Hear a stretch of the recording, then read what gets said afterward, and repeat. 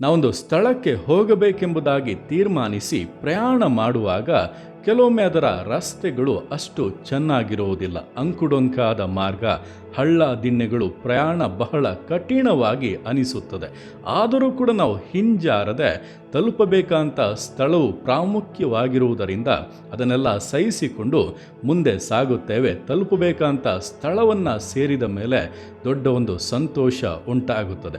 ಇದೇ ಪ್ರಕಾರವಾಗಿ ಆತ್ಮಿಕ ಜೀವಿತದಲ್ಲಿ ಕೂಡ ಈ ಮಾರ್ಗದಲ್ಲಿ ಹಲವಾರು ಇಕ್ಕಟ್ಟುಗಳು, ಕಷ್ಟಗಳು, ವೇದನೆಗಳು, ಅಂಕುಡೊಂಕಾದ ಕ್ರಿಯೆಗಳು ಬರಬಹುದು. ಆದರೆ ತಲುಪಬೇಕಂತ ಸ್ಥಳವು ಪ್ರಾಮುಖ್ಯವಾಗಿರುವುದರಿಂದ ಇದನ್ನೆಲ್ಲ ನಾವು ದಾಟಿ ಹೋಗಲೇಬೇಕು. ಹೋಗಿ ಎಲ್ಲಿ ನಾವು ಮುಟ್ಟಬೇಕು ಅಲ್ಲಿ ಮುಟ್ಟಿದ ಮೇಲೆ ಇದೆಲ್ಲವೂ ಕೂಡ ಮರೆತು ಹೋಗುತ್ತದೆ. ಅಲ್ಲಿರುವಂಥ ಪರಿಪೂರ್ಣ ಸಂತೋಷವನ್ನು, ಪರಿಪೂರ್ಣ ಆಶೀರ್ವಾದವನ್ನು, ಶಾಶ್ವತವಾದ ಜೀವಿತವನ್ನು ಹೊಂದುತ್ತೇವೆ.